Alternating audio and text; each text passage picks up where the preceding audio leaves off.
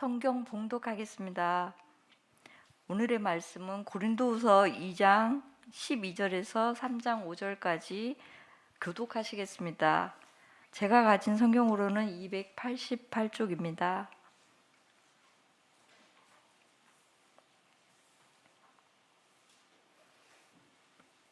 제가부터 읽겠습니다.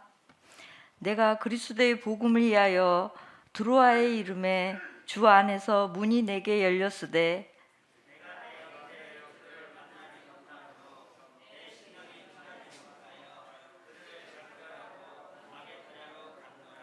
항상 우리를 그리스도 안에서 이기게 하시고 우리로 말미암아 각처에서 그리스도를 아는 냄새를 나타내시는 하나님께 감사하노라.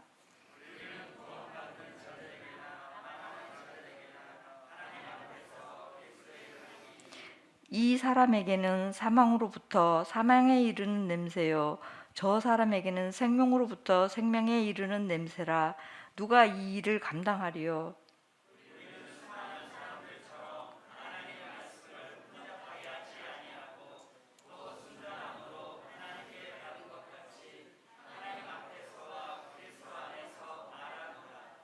우리가 다시 자천하기를 시작하겠느냐? 우리가 어찌 어떤 사람처럼 추천서를 너희에게 붙이거나 혹은 너희에게 받거나 할 필요가 있느냐?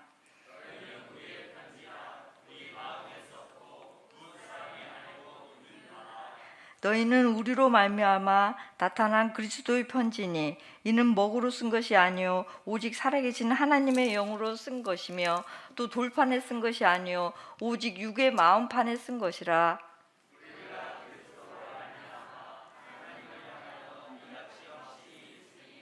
다 같이 읽겠습니다. 우리가 무슨 일이든지 우리에게 난 것 같이 스스로 만족할 것이 아니니 우리의 만족은 오직 하나님으로부터 나느니라. 아멘. 우리 말씀은 새벽 예배 때 그리스도 향기와 편지에 대하여서 같이 나눴었고요. 그래서 설명은 많이 하지 않고 그러면 그리스도와 향기와 편지로서 우리가 어떻게 살아야 될 것인가 하는 것에 대하여서 같이 한번 나누도록 그렇게 하겠습니다. 우리 한번 15절 말씀 같이 읽도록 그렇게 하겠습니다. 우리 고린도후서 2장 15절 같이 읽죠.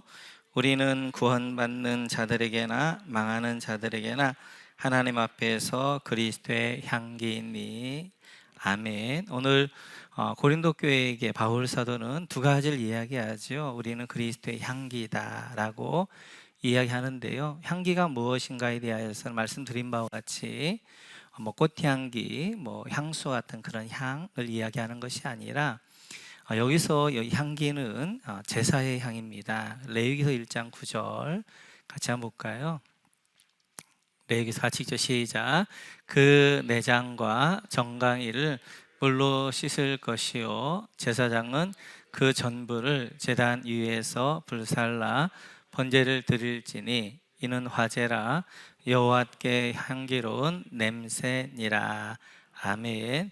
여기에 향기라는 것은 이제 우리가 하나님 앞에 제물로 드렸을 때, 번제를 드렸을 때 그 번제를 태워드리잖아요. 태워드리게 되어지면 냄새가 나게 되어지고 그 이제 연기가 나게 되어지는데 그 냄새의 향기를 이야기하게 되어지죠.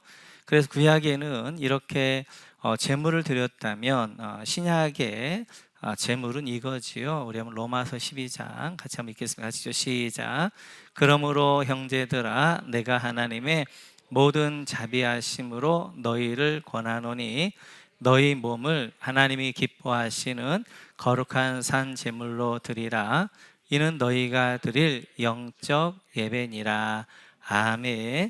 이제 구약에는 죽은 동물의 제사를 드렸다면 신약에는 살아있는 나 자신을 드리는 것이 제사가 되어지죠. 그리고 오늘 바울 사도는 이야기하기를 하나님이 기뻐하시는 거룩한 산 제물로 너의 몸을 드려라 라고 말씀하고 있습니다. 그래서 신약의 향기라는 것은 내가 십자가에 죽어 내가 제물 되어져서 나를 통하여 하나님 앞에 드려지는 향기, 이것이 바로 그리스도의 향기가 되어지지요. 그래서 여기서 그리스도의 향기라는 것은 이렇듯이 하나님의 드려진 제물로서 그 제물 가운데 온전히 드렸을 때 나는 냄새를 가리키게 되어집니다. 이렇게 그리스도의 십자가와 함께 산제물로 드려진 사람이 이제 그 다음에 그 사람 가운데 하나님의 이런 역사를 있게 되어지죠. 우리 고린도후서 3장 3절 말씀 같이 한번 읽어볼까요? 3장 3절 같이 읽죠. 시작. 너희는 우리로 말미암아 나타난 그리스도의 편지니 이는 먹으로 쓴 것이 아니요 오직 살아계신 하나님의 영으로 쓴 것이며 또 돌판에 쓴 것이 아니요 오직 육의 마음판에 쓴 것이라. 아멘. 둘째로 우리를 그리스도의 편지다라고 말씀하고 있거든요. 그러니까 내가 산제물 앞에 드려졌을 때 그 드려진 나를 통해서 하나님이 내 안에 하나님의 스토리가 써지기 시작합니다. 그러니까 내가 하나님 앞에 산제물로 드려졌을 때 나를 통해 하나님이 역사하기 시작하는데 내 삶 가운데 하나님의 스토리를 쓰기 시작하는 거예요. 그래서 오늘도 이야기하는 것처럼 먹으로 쓴 것이 아니라 하나님의 영으로 썼다. 내가 하나님 앞에 산제물을 드렸을 때 하나님이 나를 붙들고 하나님의 역사의 이야기를 써가기 시작하는 것입니다. 그것이 그리스도의 편지다라고 이야기하게 되어지죠. 내가 거룩한 산제물로 안 드려진 사람은 내 이야기를 쓰게 돼요. 내 스토리가 내 삶 가운데 쓰여집니다. 그런데 내가 하면 산제물로 드려지는 사람은 내 안에 하나님의 영이 하나님의 스토리를 써가기 시작하는 거예요. 그래서 우리 가운데 하나님 써가는데 그것을 내 마음판에 내 인생의 삶 가운데 써가는데 그것이 바로 그리스도의 편지다라고 이야기하는 거지요. 그리스도 편지는 2절에서 보면 이렇게 이야기합니다. 같이 읽죠. 시작. 너희는 우리의 편지라 우리 마음에 썼고 무사람이 알고 읽는 바라. 아멘. 이제 우리가 그리스도의 편지인데 우리를 통하여서 무사람이 알고 읽는다는 것입니다. 하나님이 나와 함께 했던 이야기, 하나님이 내 삶 가운데 역사했던 그 하나님의 스토리, 하나님의 이야기를 내 삶이 써내려가기 시작하는 거예요. 그 내 삶에 써내려갔던 그 삶들을 보면서 다른 사람들이 그리스도를 읽게 되어집니다. 아, 하나님이 그 사람을 통해 어떤 역사를 하셨구나, 하나님 그 사람을 통해 어떤 은혜가 있었구나 하는 것들을 써내려가기 시작하는 거예요. 그래서 우리는 그리스도의 향기일 뿐만 아니라 우리는 그리스도의 편지다. 내가 하나님 앞에 산제물로 드려졌을 때 그때 향기로운 이제 그래서 향기가 되어지고 그런 사람을 통해 하나님은 어떻게 하느냐, 그 사람 가운데 하나님의 스토리를 써내려가기 시작하는 거예요. 하나님이 함께 하시고 역사하셨던 이야기가 그 삶 가운데 흔적으로 남게 되어지는 것입니다. 그렇다면 하나님의 편지의 내용은 어떤 내용이냐 하는 거예요. 그것은 바로 2장 14절인데요. 같이 한번 읽습니다. 시작. 항상 우리를 그리스도 안에서 이기게 하시고 우리로 말미암아 각처에서 그리스도라는 냄새를 나타내시는 하나님께 감사하노라. 아멘. 우리 안에 하나님이 써내려가는 스토리는 감사의 스토리예요. 그래서 오늘 바울 사도가 하나님께 감사하노라 이렇게 이야기하고 있어요. 지금 14절 우리는 하나님 감사하노라 뒤에 있지만 원어를 보면 하나님께 감사한다 하고 그 감사의 내용을 쭉 쓰고 있는 것들을 볼 수 있습니다. 그럼 바울 사도가 지금 하나님께 감사할 수 있는 상황인가? 그 상황에 대해 그 앞절에 12, 13절에 이렇게 설명하고 있는데요. 같이 한번 읽죠. 시작. 내가 그리스도의 복음을 위하여 드로아의 이름에 주 안에서 문이 내게 열렸을 때 내가 내 형제 디도를 만나지 못함으로 내 심령이 편하지 못하여 그들을 작별하고 마게도냐로 갔노라. 아멘. 지금 이런 내용은 이것입니다. 우리가 이제 주일을 하다고 연결되어지니까 되게 좋아요. 스토리가 바울 사도가 예배에서 말씀을 전하다가 데메드리오를 중심으로 한 폭동이 일어납니다. 그 폭동 때문에 바울 사도가 예배소를 떠날 수밖에 없게 되어져요. 에베소를 떠나서 이제 드로아 쪽으로 올라갔습니다. 드로아에 올라갔는데 드로아의 교회도 세워지고 하나의 문도 열어주셨어요. 근데 13절을 보니까 바울 사도의 마음이 편하지 않습니다. 마음이 불편한 거예요. 그래서 드로아를 떠나서 다시 마게도냐 빌립보 지역으로 넘어가게 되어져요. 왜 그랬는가? 그 배경은 이렇지요. 에베소하고 고린도하고는 이제 아드리아해인가요? 에게해인가요? 여기 이제 아드리아해 같은데 여기를 맛보고 있단 말이에요. 에베소에 있을 때 고린도의 교인들이 몇 가지 문제를 가지고 옵니다.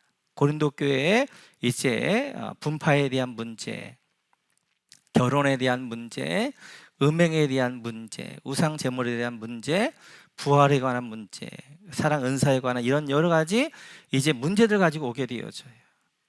그것을 바울 사도가 써서 보낸 편지가 첫 번째 편지인 고린도 전서입니다. 물론 학자마다 고린도에 4번의 편지를 보냈다고 하신 분도 계시고 3번의 편지를 보냈다는 분도 계시는데 저는 그냥 간단하게 3개의 편지를 설명하겠습니다. 첫 번째 보낸 편지가 고린도 전서였어요. 그 고린도 전서를 보내서 문제들을 이렇게 해결하라고 써서 보냈는데 그 일을 보낸 다음에 고린도 교회 문제가 해결되어졌느냐? 해결이 안 되어졌어요. 더 분파는 극렬하게 싸움이 있게 되어졌어요. 그러자 바울 사도가 이제 사도행전 나오지 않지만 고린도서에 보게 되어진 바울 사도가 직접 고린도로 넘어갑니다. 고린도 넘어가서 그 문제를 해결하려고 해요. 그런데 고린도에 넘어갔을 때 바울을 반대했던 파들, 특별히 아볼로파 쪽의 사람들한테 바울 사도가 수치를 당해요. 문제를 해결하지 못하고 다시 이제 수치를 당한 다음에 에베소로 이제 고린도의 에베소로 넘어옵니다. 넘어올 때 사람들에게 내가 다시 오겠다라고 말하고 넘어왔는데 고린도에 에베소에 좀 있다가 다시 고린도에 좀 어느 좀 잠잠해지면 가서 문제를 해결하려고 했는데 성도들이 반대를 하는 거예요. 바울 사도는 말보다는 글이 더 강하니까 편지를 쓰십시오. 그래서 바울 사도가 눈물로 편지를 씁니다.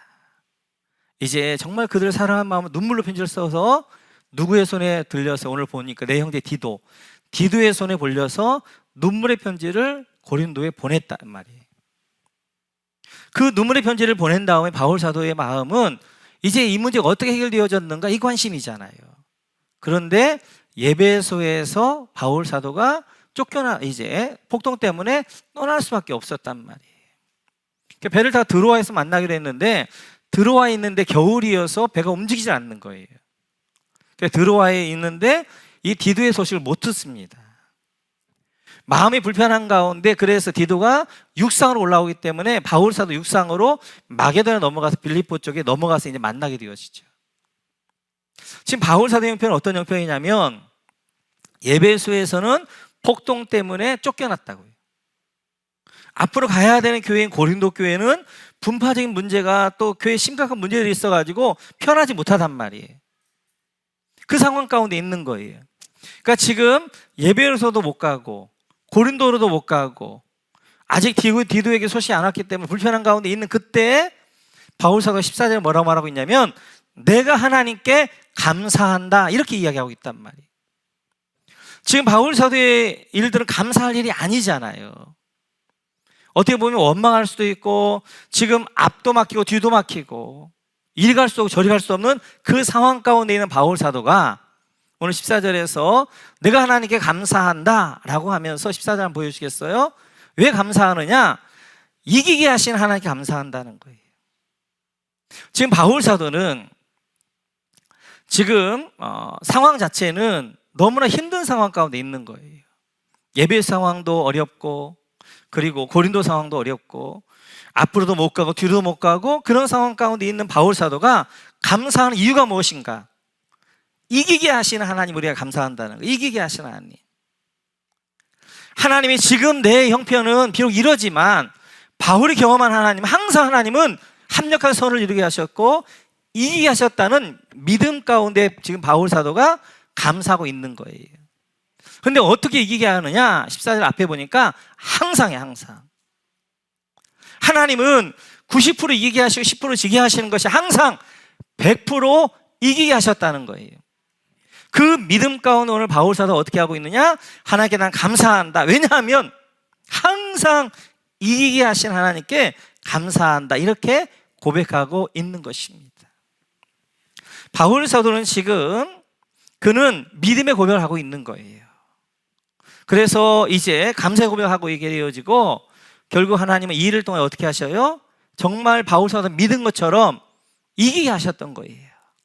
나중에 이제 마게도냐에 있을 때 디도를 만나는데 디도가 어떤 이야기를 가지고 오는 거예요? 고린도 교회 문제가 해결되어진 거예요. 바울 사도의 눈물의 편지를 보고 이제 그 진심을 알고 그들이 그 편지 가운데 감동이 되어져서 고린도 교회 문제가 해결되어지는 거예요. 뿐만 아니라 데메드리오의 폭동을 인하여서 예배소에서 흩어졌던 것도 감사였던 거예요. 왜냐하면 이를 통하여서 예배소에 있었던 수많은 제자들이 바울 사도는 위로 갔고 나머지 제자들은 이제 소아시아 쪽으로 막 흩어졌단 말이에요. 그들이 흩어져서 교회를 세우게 되어 교회를 든든하게 해서 이제 교회들이 그 근방에 세워진 걸로 인하여서 복음이 확장되어졌어요. 이렇듯이 바울 사도는 감사할 수 없는 상황이지만 지금까지 하나님의 신실하심과 하나님이 또 이기게 하심에 대한 믿음의 고백으로 감사하게 되어지고 승리하게 하실 하나님을 확신하면서 감사할 때 하나님은 그의 삶 가운데 역사하셨고 모든 것들을 합력하여 선을 이루게 하셨어요. 하나님이 우리 안에 쓰고 싶은 하나님의 스토리가 뭐냐? 감사의 스토리예요. 하나님이 우리 가운데 쓰고 싶은 스토리가 뭐냐? 승리의 스토리예요. 오늘 바울에게 하나님은 이제 너희는 그리스도의 편지다. 편지인데 하나님이 너희 안에 하나님의 스토리를 써가는데 그 스토리는 어떤 스토리냐? 하나님의 감사의 스토리를 써가기 원하고 하나님이 우리 삶 가운데 역사하시고 승리하셨던 스토리를 하나님은 써내려 원하신 줄 믿습니다. 이 스토리. 그래서 하나님은 오늘도 우리 삶 가운데 우리의 삶에서 하나님의 이야기를 써내가는데 감사한 이야기를 써내가시고 오늘도 하나님이 여러분 가운데 써내가는데 승리의 이야기들을 써내려가시는 거예요. 근데 우리가 그리스도에 승리하게 되어지는데 막 어쩔 수 없이 승리하게 되어지고 아니면 막 정말 힘겹게 승리하느냐? 아닙니다. 로마서에서 이렇게 말씀하게 되어져요. 같이 한번 읽죠. 시작. 그러나 이 모든 일에 우리를 사랑하신 이로 말미암아 우리가 넉넉히 이기느니라. 할렐루야. 하나님이 우리랑 승리의 스토리를 써나가는데 넉넉히 이기는 거예요. 간신히 이기는 것이 아니라 넉넉히 이기는 삶. 뭘로 인하여서요? 우리를 사랑하시는 하나님으로 말미암아. 내 인생 가운데 내가 싸워 이기는 것이 아니라 하나님, 내가 죽어졌을 때, 내가 죽어져 그리스도의 향기가 되어졌을 때 나를 통해 하나님이 일하기 시작하는데 나를 통해 하나님은 넉넉히 이기게 하신다는 거예요. 우리 그리스도인의 삶은 승리가 보장된 삶인 줄로 믿습니다. 승리가 보장되어져 있는 삶이에요. 물론 과정에서는 때때로 힘겨움도 있고 어려움도 있지요. 바울사가 겪었던 것처럼 때때로 쫓겨남도 있고 앞으로 가기도 못하고 뒤로 가지도 못하고 그런 상황 가운데 있지만 그러나 끝은 늘 승리가 보장되어진 거예요. 승리가 약속되어진 삶이 되어지는 거예요. 왜 우리의 삶 가운데 하나님이 이렇게 때때로 힘겨움과 지지고 볶게 하느냐? 그것은 나를 만들어 가시기 위한 거예요. 그런 과정들을 통해 나를 하나님의 제자로 하나님의 사람으로 만들어간 하나님의 손길이 되어집니다. 그러나 반드시 하나님은 끝은 승리하게 하신 줄 믿습니다. 넉넉히 이기게 하시는 분이세요. 그 하나님과 함께 우리는 믿음의 승리의 이야기들, 스토리들을 써내려가게 되어지는 것입니다. 오늘 다시 한번 기억하면서 우리를 가리킨 바울사도는 우리는 그리스도의 향기다. 우리는 나를 산제물로 드려서 나의 제물의 제사에 그 향기를 하나님 앞에 올려드리는 향기다. 이런 사람을 통해 하나님 원하는 거예요. 그리스도의 편지로서 하나님의 스토리를 써내려가는 거예요. 근데 그 하나님의 스토리는 어떤 스토리냐? 그 중심 내용은 감사의 스토리. 승리의 스토리. 여러분 모두가 하나님의 산재물로 드려짐으로 말미암아 여러분 삶 가운데 하나님이 감사의 스토리를 써내려가시고 여러분 가운데 하나님이 승리의 스토리가 여러분 가운데 쓰셔서 그리스도의 편지로 세상 사람 볼 때 와, 그 사람을 보면서 하나님의 감사를, 하나님의 승리를 바라볼 수 있는 여러분 모두가 되시기를 주님의 이름으로 축원합니다.